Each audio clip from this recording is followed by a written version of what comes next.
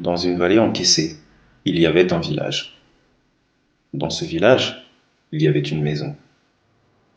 Dans cette maison vivait Eliora. Tiens, d'ailleurs, on est de bon matin, et la voici qui sort précisément de chez elle pour gagner sa voiture. Il fait bon et le ciel est dégagé. Ça promet une belle journée. Quoique la perspective de travailler aujourd'hui ne l'enchante pas loin du monde. Il y a des jours avec, et des jours sans. Il ne lui faut pas 30 minutes pour atteindre son lieu de travail, un temps qu'elle met à profit en s'écoutant de bonne musique, une façon de bien lancer la machine et d'influer sur sa bonne humeur, ressentie ou prétendue. Ça roulait bien ce matin, presque pas un chat. Sauf peut-être ce drôle de type, vêtu comme un cosplayer du Seigneur des Anneaux, dans le champ, là-bas, près de la genre de source de lumière. Bah, peut-être un JDR grandeur nature, un fantaisiste. Elle avait vu tant de gens spéciaux en ce bas monde. Au moins un truc qu'elle pourrait raconter aux collègues à la pause. Elle avait croisé Aragorn ce matin, et ouais, s'était-il perdu sur la trace de Merry et Pipin? Et elle bouffa. Le lendemain, toujours au volant de sa voiture, à la même hauteur de son trajet, Eliora ne put s'empêcher de tourner la tête pour voir s'il y avait encore des cosplayers. Malheureusement, personne n'était en vue. Il y avait cependant la même lumière que la dernière fois, mais plus personne dans le champ. Qu'est-ce qu'elle n'aurait pas donné pour voir un type à cheval, tout d'armure vêtue? Juste pour rêver un coup, oublier 2 secondes la vie moderne et ses contraintes. Ça n'est que le 3e jour qu'Eliora se dit qu'il était étrange de poser un spot lumineux de jour en plein milieu d'un champ.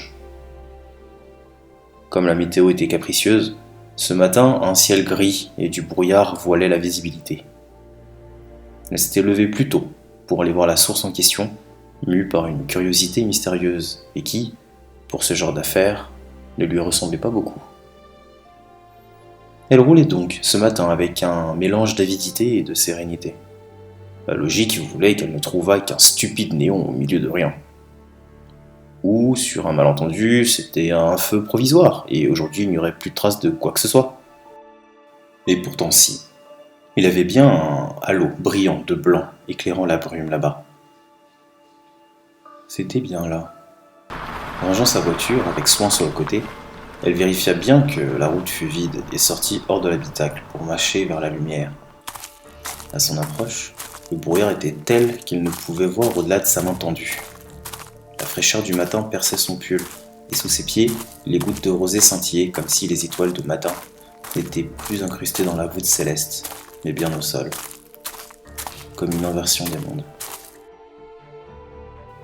Alors qu'elle était au plus proche de la lueur, un air frais caressa ses cheveux, un air pur et vivifiant, piquant le nez. Plissant les yeux pour lutter contre la clarté de l'endroit, elle s'apprêtait à se demander qui cramait autant de charges en électricité lorsqu'elle vit ses grands yeux d'écorce s'agrandir. Le panorama qui s'offrait à elle était totalement différent de celui qu'elle venait de quitter. Fini les champs, la brume, les hauts plateaux au loin. Un chaud soleil d'été brillait au-dessus de sa tête. Elle se trouvait sur un flanc de montagne abrupte. De la mousse et plantes sauvages recouvraient la roche beige. Elle se trouvait à quelques pas d'un sentier de gravier et de terre qui serpentait en escaladant le mont. En contrebas, une forêt singulière allongeait les terres jusqu'à de vertes collines éloignées. En effet, la zone sylvestre était moins touffue d'arbres en feuilles que de géantes plantes pourvues d'épines aussi grosses que des chevaux. C'était comme si des roses géantes ou des ronces démesurées s'enchevêtraient, entrant et sortant de terre en tous sens. Plus loin, la rumeur d'une cascade laissait imaginer une large rivière, et son parcours sinueux descendait bien plus bas, à droite, dominé à peut-être une demi-heure de route par un petit pont rond de bois. Où que son regard se posa, elle ne distinguait que landes sauvages, statues de pierre blanches, laissées à l'abandon, ruines d'édifices et curieuses arêtes de terrain. Comme si un tremblement de terre avait fait jaillir çà et là des tonnes et des tonnes de terre au bord déchiqueté. Passée la surprise, une forme de peur la gagna, Oula, les scénarios de passage entre les mondes, tout ça, c'était marrant, vite fait à imaginer, hein. Mais à vivre, c'était autre chose. Non, ça ressemblait bien plus à un rêve. Mais qui n'en était pas un. Elle le savait, elle ne se sentait pas comme ça pendant ses songes. Elle fit involontairement un pas en retrait. L'instinct, elle aurait bien voulu revenir à la grisaille et à la brume. Cependant, son dos buta contre quelque chose. Le flanc d'un gros frison noir. Eliora jeta un regard surpris à la bête massive qui, pour toute réponse, lui poussa la main de son large museau. Ça s'entend pourtant un cheval qui marche à côté, non? Ça se sent même. Elle n'avait rien du tout perçu, sûrement trop absorbée par la découverte d'où elle se trouvait à présent. L'animal était scellé, un sac de cuir, de la corde et même un couchage ainsi qu'un arc qui était accroché. Qu'est-ce qui se passait encore? Elle pivota sur ses talons pour retrouver d'où elle venait. Une légère brume basse passait en veloute maussade à quelques centimètres du sol. Donc oui, le lien vers l'endroit d'où elle venait était bien là. Mais rien. Pas de trou béant dans les airs, pas d'arche magique, rien de tout ce qu'elle pouvait bien voir dans les dessins, les jeux, les séries ou les films sur le sujet. Pas de porte de retour.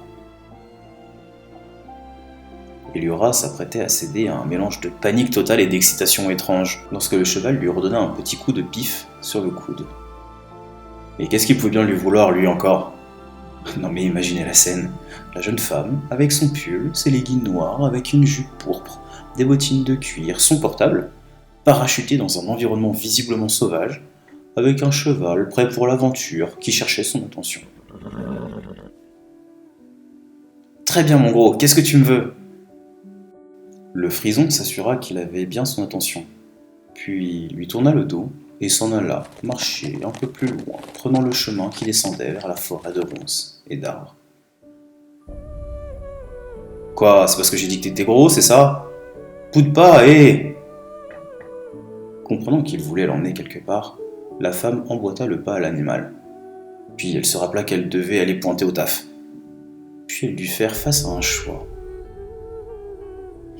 Tenter de retrouver là d'où elle venait, rester dans les parages, ou bien aller visiter une forêt qu'elle pouvait qualifier d'enchantée, aux côtés d'un cheval qui semblait vouloir lui montrer quelque chose. Haut dans le ciel, le chant de ce qu'on aurait pu imaginer un dragon résonna.